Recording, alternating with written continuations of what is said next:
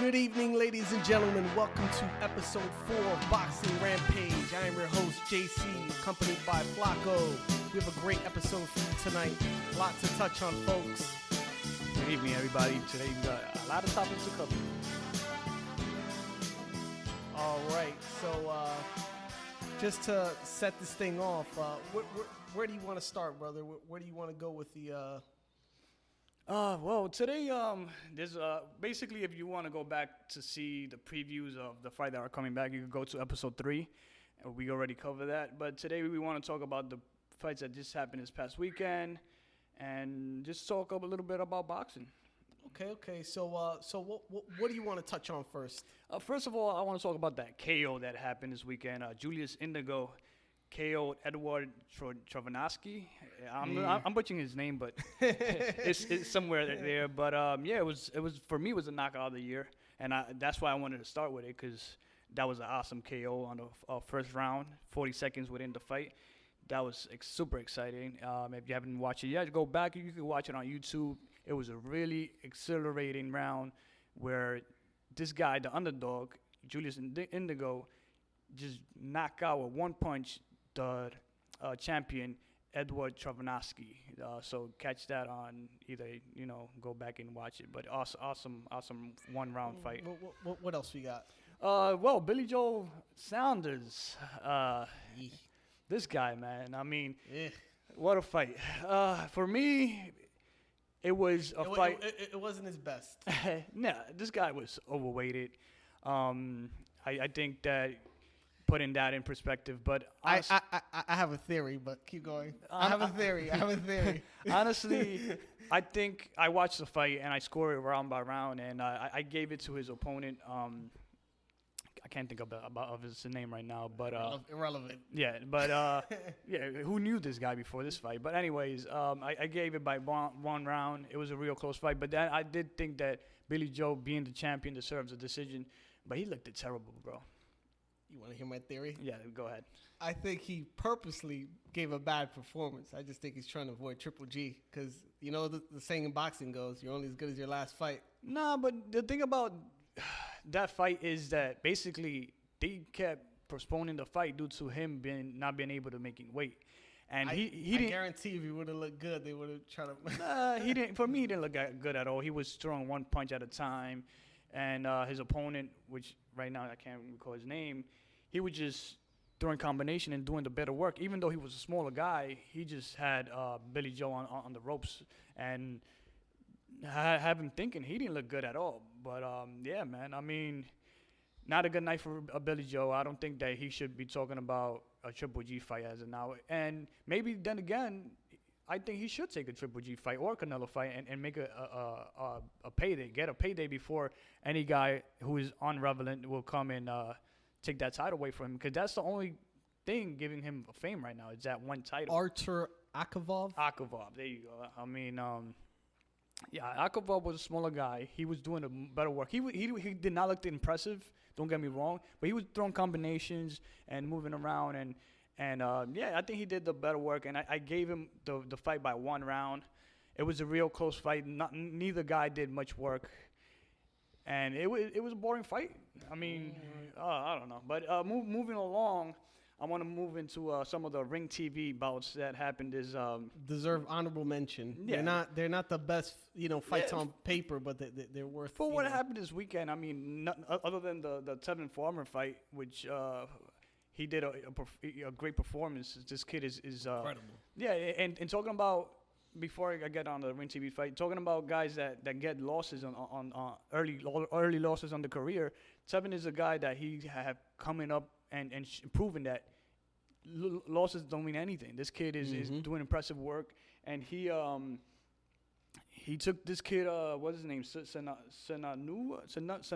whatever his name is. He took him to school, and he proved that, he's he got talent. And other than his chin, I think he's a really great boxer, and his only kryptonite is power. And if he's fighting against guys that don't have that much power, I think he'll do what he did. He'll do best. Take him to school. The guy is brilliant, man. I like to watch him fight. Starting Zenunaj? Yeah, something like that, Something bro. weird, It's really, man. really hard name to pronounce. But yeah. So let's move to Ring TV. We got Abraham Lopez won a unanimous decision against Sergio Lopez. Oscar El Jaguar Negrete, who is from Colombia. This kid there's a lot of hype on him. I think he did what he was supposed to do, and he KO'd Raul Hidalgo. Awesome fight. And there's a kid that I'm really hype on, and his name is Edgar Valerios.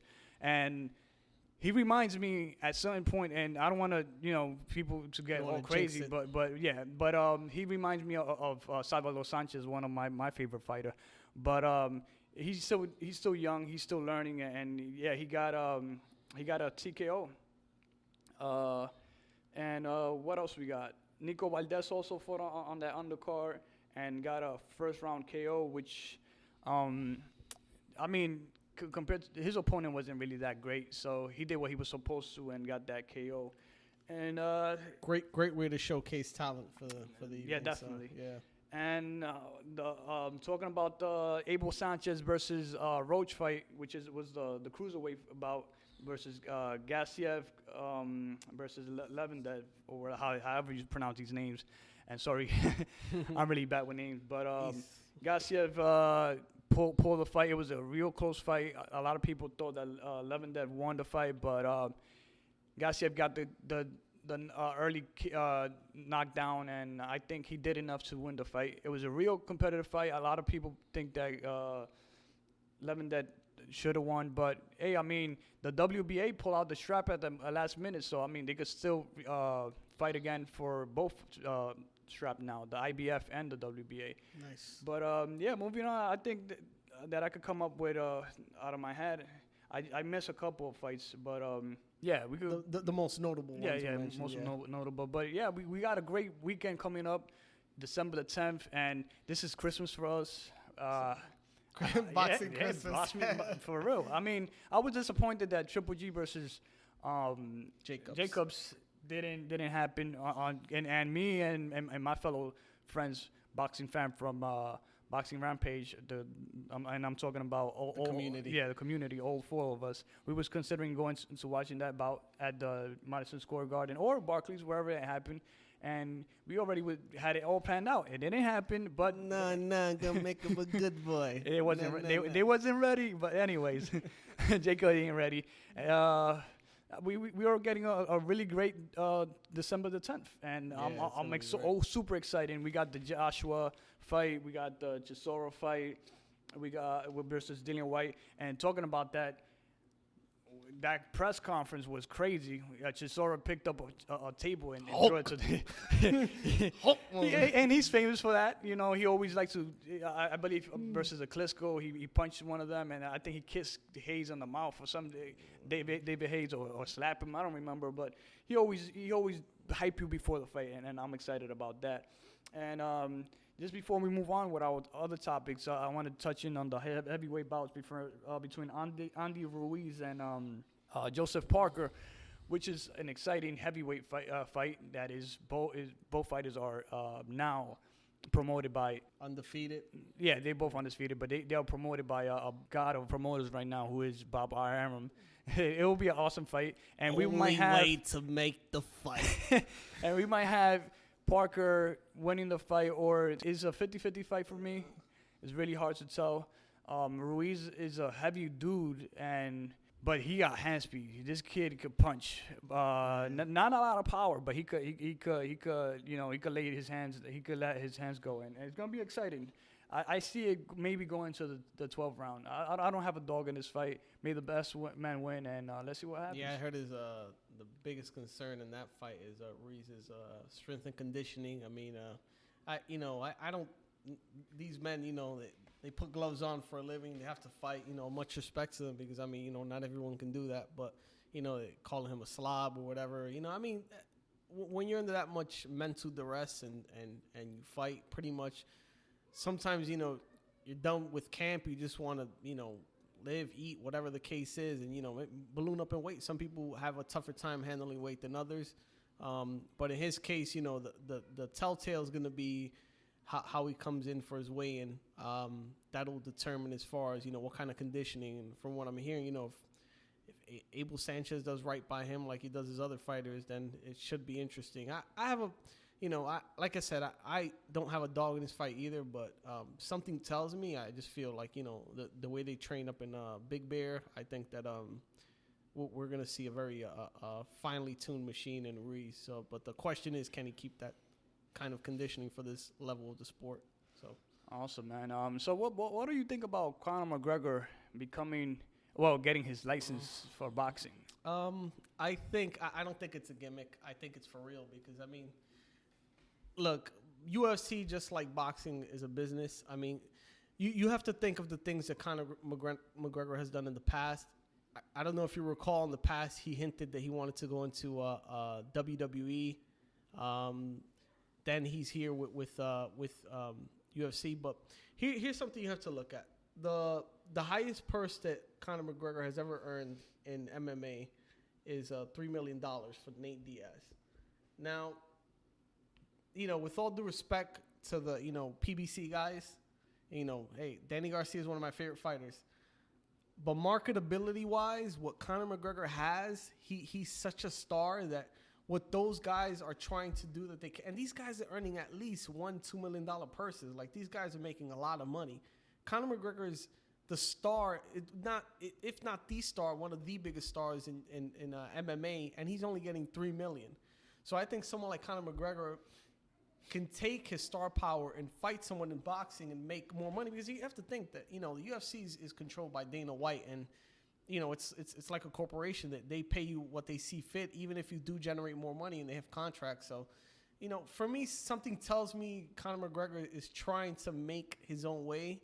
I don't know how his contract is structured in UFC, but something tells me that he's going to try to find, like, kind of like Mayweather, like, get out of your contract, front the money up front to make these fights and fight whoever you have to fight. But the thing is, he has the magnetism, the star power to where he could fight someone notable in boxing, someone that they can make a great performance, and next thing you know, he could be making well over $3 million. A guy like that in boxing, honestly, and with the crossover market of MMA, he's just not getting boxing fans, bringing his MMA fans.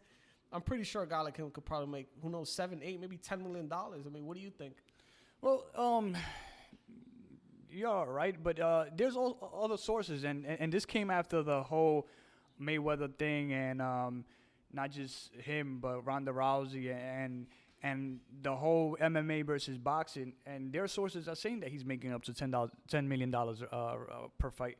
So, that's endorsements too, right? Yeah, exactly. But my belief, and Bob Arum was interviewed and he mentioned it, that he says that this is a tactic to just make more money, to sell himself. And I do agree, because I don't think Dana White and UFC is going to just let him go to boxing. They'll pay him whatever they got to pay him to keep him. Exactly. They're not going to, or if he do so, they'll sue him, and, he will lose majority of that money. So it may make no sense getting embarrassed by Floyd Mayweather or any top tier. No, but I don't necessarily think he has to fight a Floyd Mayweather. He can fight someone else that's not as big. Because talent wise, he doesn't have the talent that a lot of boxers have. But just like, okay, remember, do you remember that I don't know if it's defunct right now, BKB boxing? Yeah. That'll work for him, because MMA guys fight, just a lot less time than a boxer would. But the thing is, I'm pretty sure they can work some sort of model to where you can fight in an arena like that, shorter rounds, give more of a show, something. I think something could be worked out. I know, the thing is, I know a lot more money can be made in boxing the way it's structured. But think about it. If you put him against a guy like Errol Spence, what would you think will happen? No, but Errol Spence is too big. He's just, Conor is a small guy. If he's fighting at welterweight, he's calling out Mayweather. Paulie Malignaggi called him out. Mikey Garcia called him out. They said that if he really wants it, they'll fight him. So I believe, he will be fighting at 147, because his natural weight and the weight that he fought best at UFC is 145. He went up to 165, I believe, to fight Nate Diaz, but I think his natural weight is around, and he said is 145, so he will be fighting at welterweight at boxing if he do so. But for me, it's just a tactic to just call more and to sell himself saw himself in the media, and he's really great at it. Other than Mayweather right now, and maybe Adrian Broner, I think he's the best at doing it. I mean, plays a really good villain. Yeah, he does, and he attracts fans, and he's doing what most boxers should be doing. Guys like Andre Ward, Regan Dial. Yeah, that's very important aspect, man, of that sport. It's like that's one of the elements when you look at other you know, I'm not taking away from like even something athletic like you know, WWE or stuff like that. They know how to market fights. They know how to build it up. You know, MMA they know how to do that well. But in boxing, the talent is there. There's an aspect missing of how to market yourself. You know, to where you can sell the fight, because that's really all it comes down to. Some of the best names in boxing are guys that know how to become the villain. You know, you have to know how to play that role. And I believe that's all about it. Because I don't think, yeah, he might be able to punch, he might be able to like do what these boxers do, but he don't have the timing, and he don't have that, you know, those top skills that guys like Errol Spence and Mayweather and Thurman they have. And it was funny because there was a whole controversy about it, and a video. A sparring section came out versus Chris Van Heerden. Yeah, Van Heerden. Yeah. Where who did Van Heerden? Who did he lose to? Oh well, he lost to Errol Spence, and that's why I brought Errol Spence to our conversation. So basically, what Conor McGregor they took the sparring section and they edited so it looked like McGregor was taking Heerden to school, and then Heerden, he's a guy who was like, listen, I'm trying to make it myself, and these guys are embarrassing me. So he threw out the original version, and in this original version, it looks like Van Heerden is taking McGregor to school. So basically, just to put this in perspective, if he fight any top boxer, top B+ boxer and up, he's gonna be taken to school. So I don't see the whole purpose of this fight with Mayweather. Our casual fans are gonna buy it, but what we're gonna see is disappointment. Basically, the whole Mayweather-Pacquiao thing going on again, where people are expecting a great fight, and these guys will take a fight just for business perspective. And what we're gonna get from it? Nothing. You're gonna get disappointed. They're gonna get the pocket full with money, and you know, boxing is gonna take another L. Yeah, that sounds terrible. You're right. Yeah. So basically, we got some time left, and I wanted it to take this one episode because basically we already took last episode and broke down the fight for this coming week, and talk about boxing and talk about why we fall in love with the sport. And I don't know, you want to start it? Yeah, sure. Just pretty much a very common question I get from, you know, a lot of people that, you know, are fans of boxing. Because, hey, you know, how'd you become a boxing fan? Well, from what I can recall, it's just, you know, it's funny when you talk to a lot of people that they say it's really through their dad, to their father, which is the same for me. Pretty much the earliest memory I can recall from boxing was when I used to live in Lower East Side in Manhattan, and at the time, the fights would be on TV on ABC, but I remember that there was a video store by my house on Delancey Street, and they would have videos of at the time WWF fights on VHS and boxing fights on cassette. And I never forget, they had the first Mike Tyson fight I saw was the one with where he won the heavyweight championship. Pretty much, I don't remember seeing the whole thing, but I remember as a kid seeing it at home. I didn't. Truth be told, I didn't even. It was so big, so my father made a big deal about it, but then it really didn't stick with me. But I think where really it started to stick with me to where like I started to put it together was when I was around like maybe 10, 11 years old. I used to go to my uncle's house, who lived in Queens in Forest Hills, and at the time I wasn't living in the best neighborhood, so when I would go to Forest Hills, like, man, this is a nice neighborhood. So the whole ritual was, they would make shrimp, they would make rice, whatever, seafood, beer. Obviously, I couldn't drink, but pretty much he had at the time he had cable, and it wasn't legal, folks. So I remember seeing one of the earliest fights I remember seeing was the one with Julio Cesar Chavez versus Pernell Whitaker. I mean, they were talking about that thing. They're like, yeah, Pernell, and I honestly think Pernell got robbed. But yeah, I remember that, and those were things that, like, at the time, I'm not gonna lie. As a little kid, I would watch boxing and I would just fall asleep. I remember being like 6, 7 years old, like I'm sleepy, and next thing you know, like as I got older, you appreciate it because you start to see what they have to go through to get that, and it's really a lot of boxing is very metaphoric into where. A lot of what you're doing, you're either fighting for yourself, you're fighting for your identity, you're fighting for a cause. Most of the time, boxers are symbolic in what they do, and I think that's really what really attracted me to the sport at first. So I'm gonna stop there. So what do you think? How'd you become a boxing fan? So Well, basically, yeah, through my father, and I'm a little bit younger than you, so my first fight was, and I remember that. My father went to his friend's house and they did like the whole boxing party that we do. Yeah. Spanish boxing. And the fight was Evander Holyfield versus Mike Tyson. Man, I remember. Yeah. That. So, I was a kid. I was probably 10 years old or maybe younger, maybe 8 or 9. I can't recall. But yeah. That was like my first experience that I could live in my head. My father always watched boxing. His favorite two sports were either baseball or boxing. And I remember on the weekends he would like grab a beer and watch the fight. And he was like the La Jolla, Chavez fan and Holyfield fan, hardcore. And yeah, so I remember that night when the whole scene happened and Tyson bit Holyfield. And yeah, we watched that at his friend's house, and my father had like some cool friends, and they'll come sometimes and watch a fight at our house. And I remember one of his friends, man, this guy would make the illest buffalo chicken I ever tasted. To this day, it's like, God damn. I asked my mom, like, my father passed, but I asked my mom, what happened to that guy? He's like, make the illest chicken, man. Yeah. Hopefully he's listening to this podcast. If you're out there, call us, email us.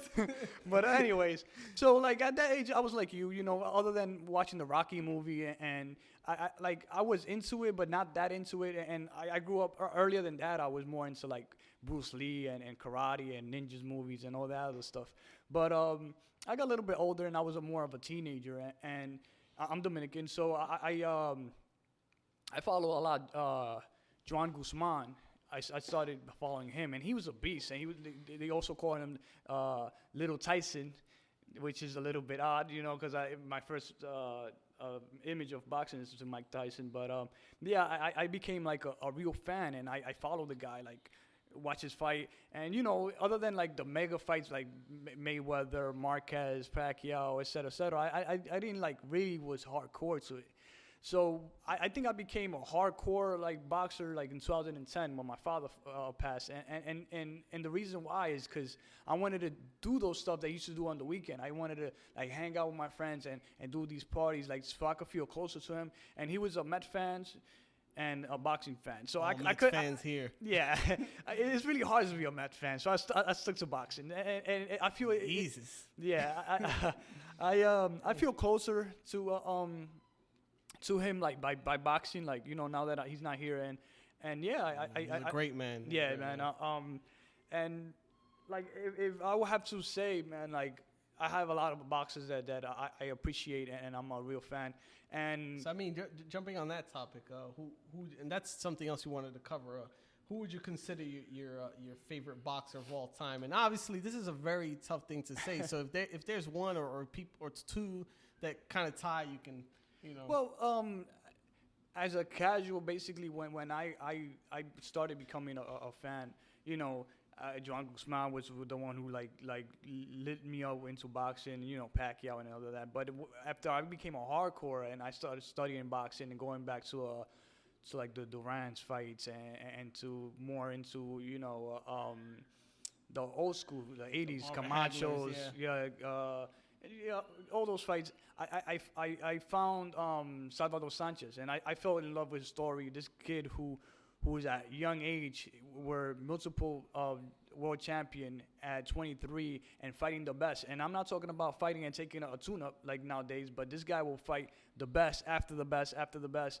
And losing his life at a young age, it leaves like a question mark, and that intrigues me. Like like it's like when they give you that book at school that where you got to put the ending to it, and I always imagine who he would have been if he would have still been alive. And I think if he would have never died, I think he would Chavez would have been second to him. I think he would have been greater than Chavez because at an early age he accomplished way more than Chavez did. Well, and I don't want to the thing with Chavez is that, you know, with all due respect, he was kind of groomed in that whole thing. Yeah, so, and he fought a lot of cab drivers throughout. He had, you know, he lost his first fight at 89 fight. Yeah, That was the I first. think it was like 89 fights undefeated. So I think if Sanchez would have still been alive, I think that Chavez would have been second to, and he would have been like a real great, one of the greatest.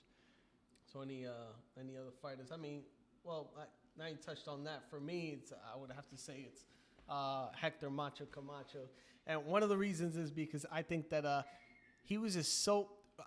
If you look at him fight, he kind of reminds me of a rooster fighting. Like just the way he would come in and out with speed. He used a lot of quickness, flashiness, just the whole ring entrance. He was. You know that whole Harlem thing about being flashy. Yeah. I think he was the originator. The guy was from Spanish Harlem. Like you had to be cool in that era. So I think he brought a lot of that swag to the ring with him. Just the whole thing. So I mean, and I think if he would have been a disciplined boxer, he would have been great, really. man.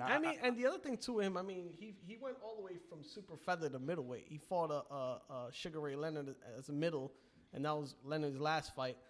But pretty much he went up the ranks, and I think honestly for me it would have to be, you know, between super feather and lightweight was his best time. But once he got to welter, because he lost to De La Hoya, you know, pretty much he diminished his star power, but the name was still there. But you know, this was a tough thing for me to say because I mean there were other fighters that I feel are really good that just I kind of put them at a tie. Obviously, as runner up, I would have to say.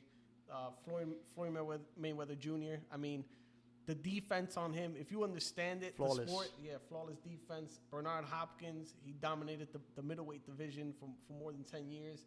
And then pretty much Chavez. Those are the only other guys I could think of that like, wow, they're favorites to me. Yeah, and I was a fan of Camacho also, and Johnny Tapia and all those guys that will showcase and put out impressive performance, but a guy that I don't want to leave without mentioning, and if I would have had the closest guys to Salvador Sanchez would have been Roberto Duran. This guy, man, his story, his history, work ethic, man, and everything, and like, same as Camacho. If he would have been more organized and more disciplined, I think he would have been one of the greats, and he's still considered one of the greats lightweight at this time. He's definitely, if you look at the era of the 80s, he's definitely one of the, I can't undispute a top 5 of that era. Top 5, hands down.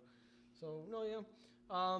And obviously the last question I want to ask you is, what is your favorite boxing event? Oh, man. And I'll go back to that moment where the Tyson Holyfield, and it is because I got that one great memory of being with my father. I don't want to get sentimental or anything, but okay. I think that was a great event. It was a great card. You know, everybody was anticipating it. It was a fight that was supposed to happen 2 years, I believe, or so earlier, but it was a great fight. I mean, the event itself, not the fight. The fight wasn't really that great because what happened, but. It's like a Mayweather Pacquiao when everybody's anticipating it, you know. So I think that event itself, but yeah. No, yeah. I never forget, you know, Holyfield jumping in the ring when he got bit. Like, I can just imagine what he said, like, "Motherfucker bit me," and the referee let it continue, and then he bit him again. That's like priceless. No, I don't know. My favorite boxing event, based on the build up.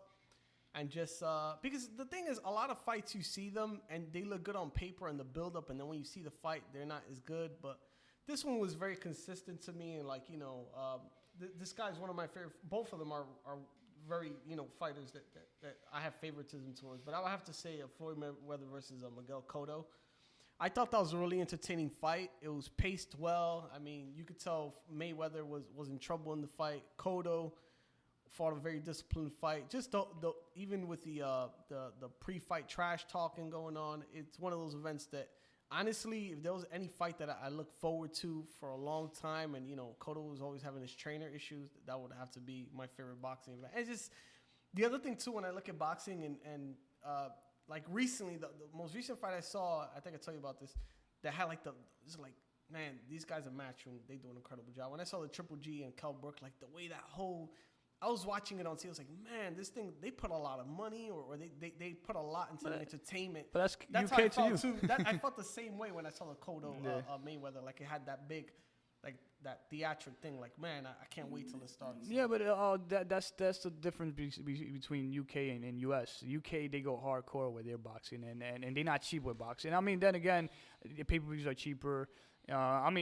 Seats are probably the same price or maybe a little bit more expensive, but UK, they go hard with their boxing. They really I think maybe because they have more fans, they can round out the numbers and charge less. Because over here, you would think there are a lot of fans, but I think it's a more select market. So there's a reason they could charge a lot more. Yeah, but the sport was born in the UK, so we can't brag. Yeah, can't really take away. From it. A fight that also, from the recent years that I could remember, and still a fight that I could watch over and over is Chino Maidana versus Adrian Broner. That fight, I think I could watch it over and over and over. Because he just gets such satisfaction just looking at Broner take that L.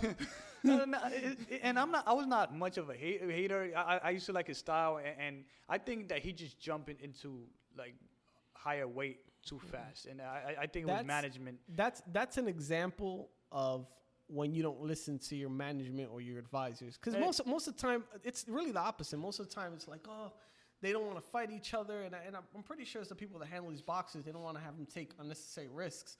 Where, Broner was daring to be great. That's what it was, and it just went horribly wrong. It was, and bringing back John Guzman, John Guzman was a guy who couldn't make weight at all times, and he used to struggle. And same thing with Broner, he's not disciplined when it comes to making weight, and I believe if he would have stayed at a light weight, like probably go up little by little, 130, 135, 140, instead of jumping from 30 to he did 30 to 47. 47, right? That's how he did it. He jumped two weight classes.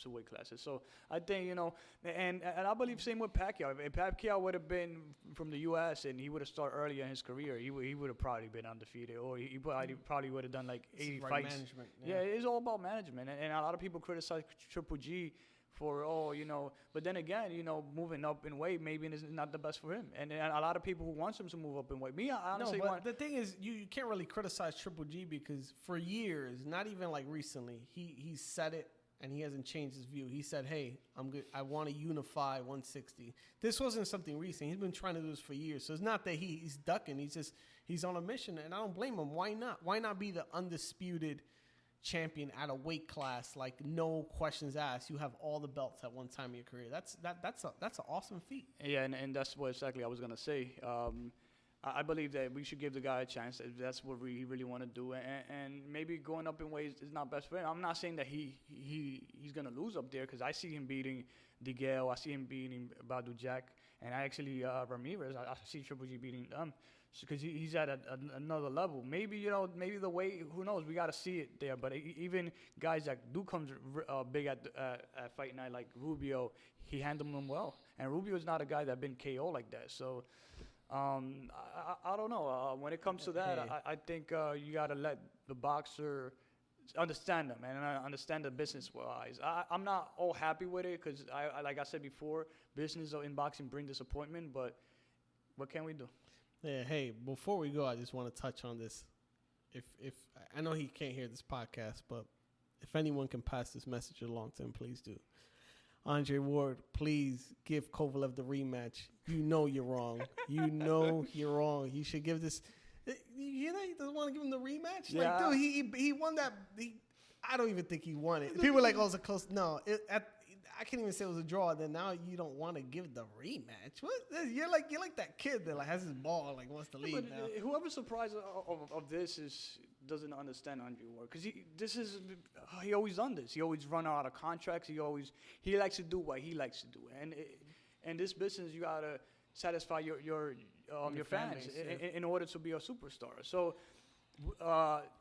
71% of the polls in boxing believe that Kovalev won the fight. So with that itself, majority of the fan, over 70 of them, or I think it was actually more, probably 78. I got to go back and check. But I know it was 70 something. And of the fan believe that Kovalev won. So you're going to sit down and say that you won the fight and act like Bradley versus Pacquiao? Come on. Yeah, I won. I watched it. I won 4-8 rounds. Come on, man. No, yeah. At the very least, he could give him the rematch. Like, look, the whole point of that whole fight was, hey, and everyone was saying it too, that if Ward wins his fight, he's pound for pound. But I don't think he won personally. People say he did win, but it was a close fight. That's what I hear the most. It's a close, which it is a close fight, but it's not. It can't be close if you never won. If you win and it's close, then it's a difference. But it never was close. So this fight doesn't even solidify his legacy as far as being pound for pound number one. If anything, I don't even think this changes anything as far as his rankings. It just leaves it the same. And that's why, look, I'm not questioning Ward, but if anything, take it again, and if you give a better performance, then why not move him up the pound for pound ranking? That's similar to the Mayweather Castillo fight, where me personally, I thought Castillo won that fight. Same thing. A lot of fans believe so. A lot of fans think it was a draw. A lot of fans think that Mayweather won. But same thing. He established. I mean, he gave the rematch and prove everybody wrong. He took him to school and looked way better. Same the Maidana fight. The first fight of Maidana looked real close. At the fight night, I gave it to Maidana. Watch it again, had it a draw, and it was a real close fight. And depends on how you can make a statement saying that Maidana won that fight. But I don't want to get technical, because if that's like that, I could go and make a statement that De La Hoya won that fight. It all depends. But at least he gave the rematch to Maidana and took him to school. I just think that he just fought for his style, and it's a style that didn't fit Maidana. But refused to get up on the ropes. I remember his ankle would touch the rope, and he was like, ugh, like it was like hot water. It was like, get off the ropes. Kick a punch. He's not great of a boxer, but Maidana, he bring excitement, man. He bring excitement. And now we're gonna have John and Brian on the phone give us their point of view of the topics. So John, you've been on the line. Listening to the topics, and I want you to tell me how you became a boxing fan. So I basically became a boxing fan through my father.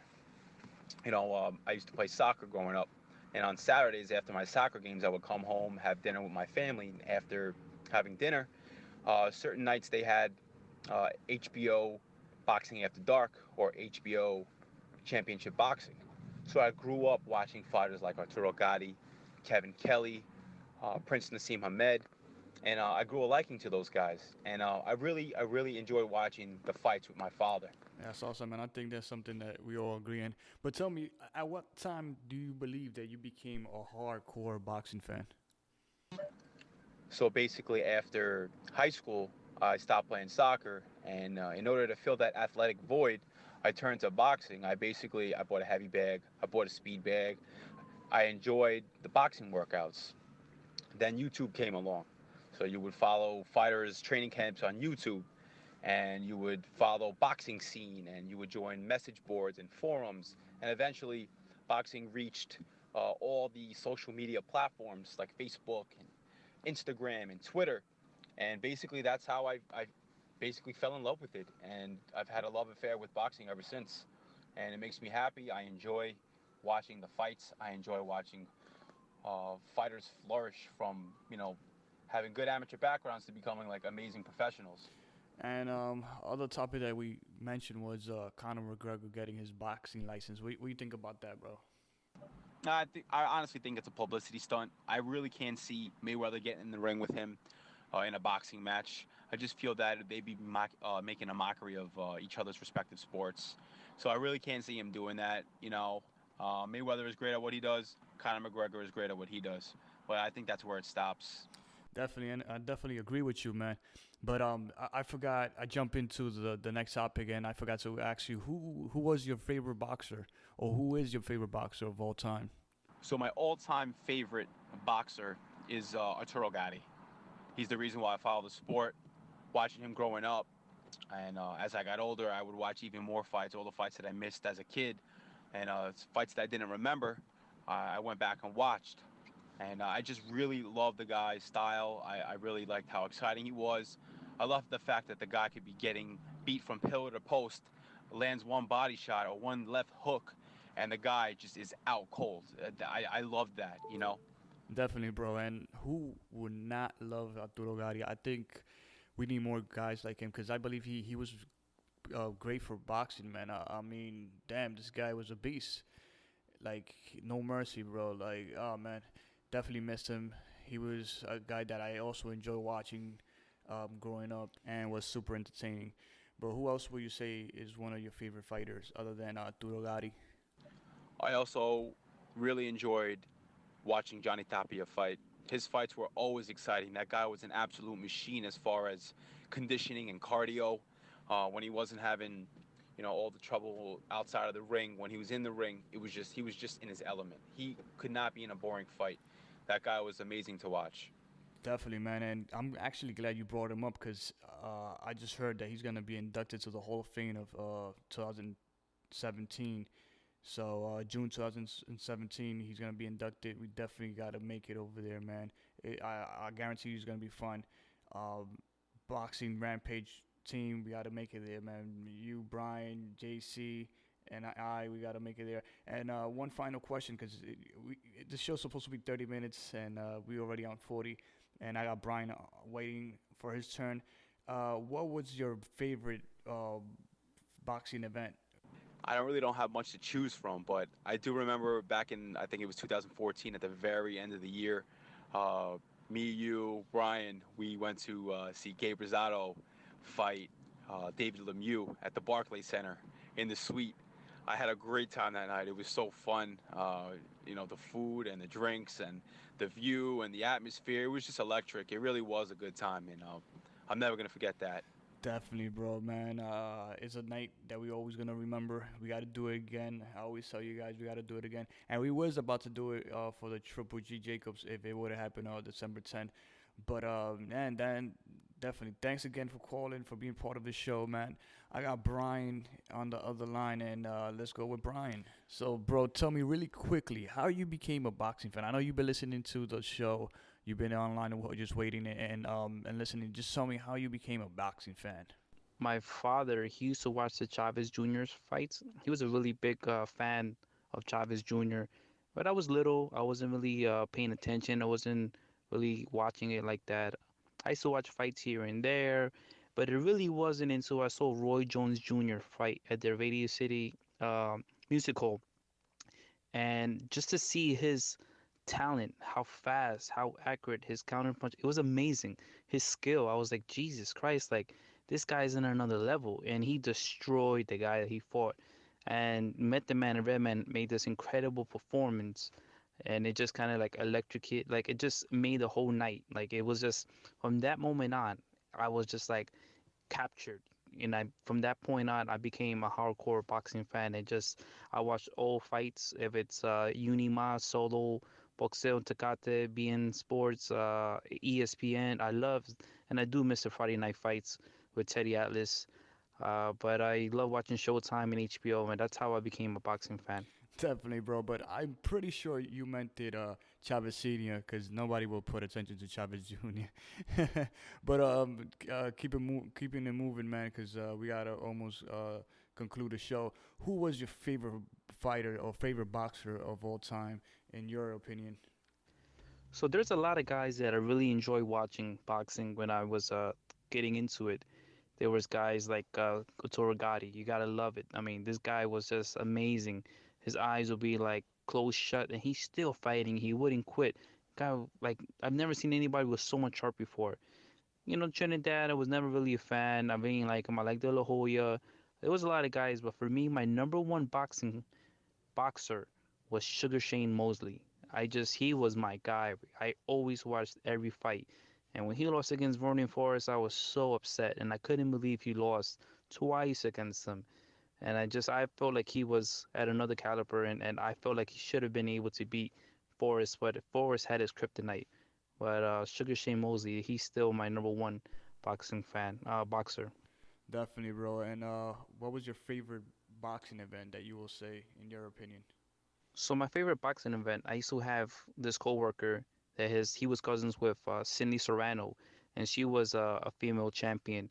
So she used to fight in the city here and there. I used to go and I used to watch her fights. It was great because you would pay $50. You had really good seats, and you would see like 8 fights. Guys that are up and coming, rising.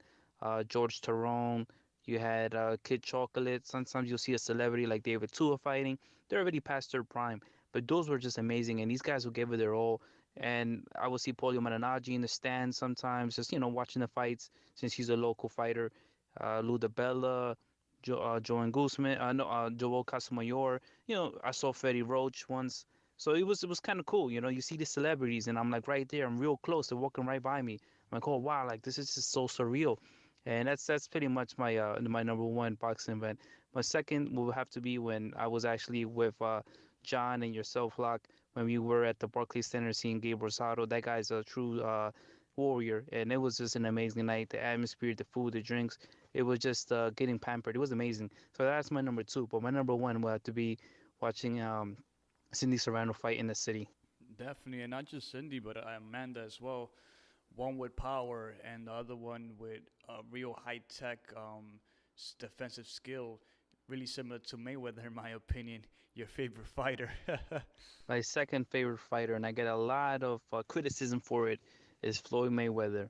I respect the guy's pedigree.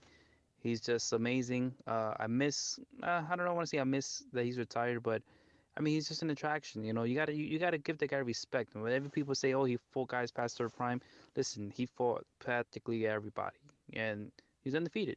So you might not like his style of boxing, but that dude has an amazing defense and reflexes that is just like God gifted. Definitely, bro, and we cannot deny that, man. And now that you brought up Mayweather, let's go back to the topic of Conor McGregor getting his boxing license. What do you think about that, man? With Conor McGregor, there's just like a lot of talk about him. I don't really see him like, oh wow, amazing. He's just Conor McGregor. I don't know. I guess it was I'm not a UFC fan. He just got his license. I think it's just, if he goes in with Mikey Garcia, or he goes in with anybody or like any of those guys, he's gonna get destroyed. I mean, I guess Mikey would be like the most suitable as far as weight wise, but Mikey was still knock his ass out. Uh, so I think he should just stick to the UFC. Mayweather, he's not gonna fight him. I think it's gonna be Mayweather versus Pac-Man. I think that's gonna be the come out fight for Mayweather, and he'll probably make another what $200 million or so on that fight. I think anybody will come out of retirement. I mean, even if, which I don't see it happening, if he loses, it's like a well-paid loss, making 200 million for it now. For a loss, dude, I could live with my life with that. You know what I mean? That's fine. But either way, he's not gonna lose, so he'll make 200 and he'll retire at 50-0. And I think that's it. He'll ultimately retire. Definitely, brother. And I really doubt that Mayweather will lose to McGregor, man. He beat 49 true boxers, and I really doubt that a guy from MMA will give him problems. But yeah, man, thanks again for calling, for being part of the show, and yeah, let's call it a day, man. What do you think, JC? It's already past almost 50 minutes, and this is a 30-minute show. But yeah, thanks again, guys, for your time, and thank you for listening to Boxing Rampage, and follow us on Instagram. You can email us at boxingrampage1@gmail.com for any concern, any thoughts or ideas. Thanks again, guys. Well, there you have it. We're gonna conclude episode 4 of Boxing Rampage. I'm your host, JC, accompanied by Flacco over here. Thank you guys for listening. Thank you, John and Brian, for giving your 2 cents. I really appreciate the call, and see you on episode 5. Thank you again. Thank you.